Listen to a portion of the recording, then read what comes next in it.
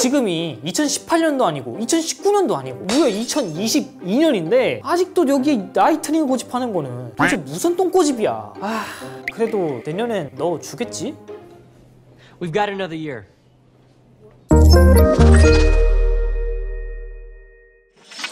안녕하세요, 에디입니다. 오늘은 모니터가 아닌 스마트폰 하나를 들고 왔는데 바로 애플 아이폰 14 프로입니다. 미국에서 직구해서 약 한 달 넘게 사용 중인 이 아이폰, 오늘은 이 아이폰에 대해 이야기를 해볼까 합니다. 우선 디자인부터 살펴보죠. 아이폰 12 시리즈에서부터 이어지는 일명 깻잎통 디자인인데 여전히 완성도 높은 디자인인 건 맞지만 셀폰을 만진다는 느낌은 크게 없었어요. 그런데 이 후면 카메라는 전혀 질리지 않아. 매번 새로워. 이제는 이게 어디까지 커질지 궁금해지게. 그런데 이 로고, 이거 자세히 보니까 이게 좀 커졌더라고요. 이게 사실 아이폰 14 카메라 루머에서 카메라 테두리가 이제는 로고를 벗어날 것이다 라고 추측을 했었는데 로고 크기를 키우는 바람에 이 카메라 테두리가 로고를 넘지 않아요. 야, 이걸 보고 이거 참신하다 해야 할지 이 양아치 새끼라고 해야 할지. 그래도 이번 아이폰 14 프로에서는, 아니 정확히는 14 프로 시리즈에서만 새로운 방식의 듀얼 펀치홀이 들어갔죠. 애플은 이걸 다이나믹 아일랜드니 뭐니 하지만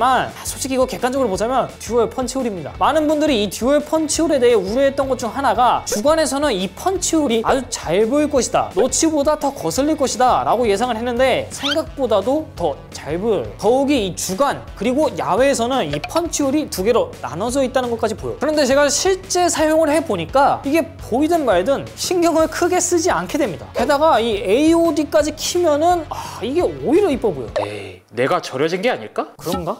그리고 유튜브나 넷플릭스 시청 시에도 이 펀치홀이 거슬리긴 합니다. 그런데 우리가 영상을 볼 때는 이 가운데 영역에 집중하다 보니 사이드 영역을 잊어버리게 되거든요. 물론 우리 K사전 영상은 16대 9 비율이라 전혀 상관이 없다는 점. 하지만 정작 문제는 이 게임할 때인데 터치되는 영역이 이 펀치홀만큼 줄어드니까 해당 부분을 피해서 UI를 재배치해야 되거든요. 그러면 실질적으로는 이 정도의 영역만 쓸 수가 있어요. 만약 게임을 중요하신다면 이 다이나믹 아일랜드는 득보단 실이 더 많을 것 같습니다. 디스플레이 품질은 여전히 좋아요. 밝기도 최대 2000니트까지 올라가고 프로모션 기술은 이번에 무려 1Hz까지 도달하죠. 다만 아이폰 11이나 그 이전 기기에서 올라오신 분들은 화면이 조금 누렇다고 느끼실 수 있는데 설정에 손쉬운 사용 들어가셔서 여기에 디스플레이 및 텍스트 크기 이걸 누르시고 이 밑에 보시면은 색상 필터가 있어요. 여기서 이 색상 필터를 활성화해 주시면은 자신에게 좀 더 편안한 색감으로 맞춰서 쓰실 수 있습니다. 그리고 베젤도 아주 미세하게 좀 줄어들었는데 그냥 보면 모르거든요, 이걸. 근데 어느 날 아이폰 10이나 아이폰 13 같은 구형 기기를 보면은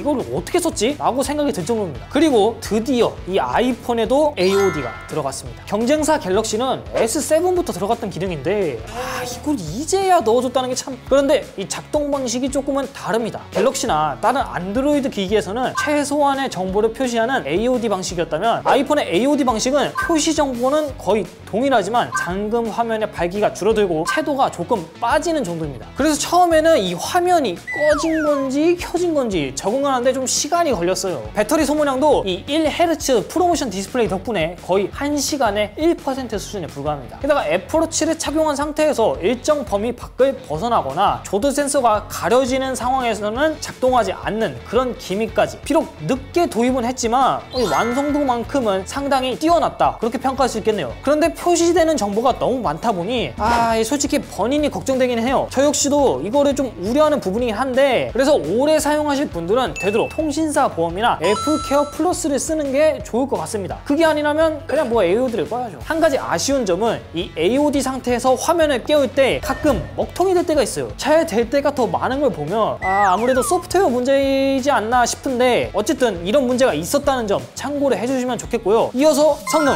이거는 말할 필요도 없죠. 경쟁사 대비 1년 이상 앞서 있는 최강의 A16 바이오닉 그리고 벤치마크, 게임 성능 모두 다 훌륭해요. 하지만 이 iOS 16이 문제였죠. UI가 오락가락 한다든지 가로 모드에서 메뉴가 이중으로 뜨는 문제 등 여러 가지 이슈가 있었는데 있었는데 이 영상을 제작하던 도중에 16.1이 떠버렸네. 그래서 뭐 대부분 해결이 됐어요. 대표적으로 페이스 아이디가 이중으로 뜨는 문제도 이 UI를 수정하면서 이제는 사라졌죠. 하지만 아직도 이 다이나믹 아일랜드를 관련해서는 버그나 작동 오류가 존재한다는 점 참고해 주시면 좋겠고요. 그리고 드디어 실시간 현황을 이 서드파티 앱에서도 사용을 할 수 있다고 하죠. 남은 배달 시간이나 택시 거리 같은 거를 이렇게 잠금 화면 혹은 다이나믹 아일랜드로 확인할 수 있다는 의미인데 정말 기대가 되는 기능 중 하나인 건 분명하지만 이게 출시가 되고 2달이 되는 이 시점까지 제대로 쓸 수 없다는 점은 아무리 생각해도 상당히 아쉽게 느껴집니다. 되도록 빨리 국내 앱들도 지원을 했으면 좋겠네요. 다음은 카메라입니다. 주간 사진이야 요즘 플래그십 다 잘 나오니까 큰 감흥은 없었어요. 제가 카메라를 전문적으로 찍는 사람도 아니고. 그런데 실내나 야간같이 빛이 조금 부족한 상황에서는 이 아이폰 14의 카메라 성능이 확연하게 체감이 됩니다. 색을 과하게 뽑아내기보단 좀 더 사실에 가깝게 뽑아내기 때문에 저로서는 이 아이폰 14의 카메라 품질 상당히 마음에 드는 결과물이었어요. 그리고 동영상, 기존에도 이 아이폰 동영상 품질은 경쟁사보다 우위에 있다고 말하곤 했죠. 야간 디테일 더 좋아졌고 13 시리즈에 처음 선보인 시네마틱 모드도 상당히 쓸만해졌어요. 하지만 시네마틱 모드에서 대상을 추적하는 기술은 아직도 조금 부족해 보입니다. 기둥 뒤에 사람이 살짝 가려지면은 포커스가 갑자기 다른 사람으로 맞춰져요. 물론 후처리, 그러니까 편집단에서 다시 포커스를 맞출 수는 있지만 그게 조금 귀찮기는 합니다. 그리고 가장 놀라웠던 거는 바로 이 액션 모드인데 짐볼 없이도 스테비를 상당히 잘 잡는 모습이었어요. 찍을 때 꽤 빠른 속도로 뛰었거든요. 그럼에도 이 결과물이 상당히 준수합니다. 여행이나 액티비티한 활동뿐만 아니라 애인 그리고 친구의 모습을 담는데도 아주 유용한 기능이다 이렇게 생각이 들어요. 그래서 그거 사 마라.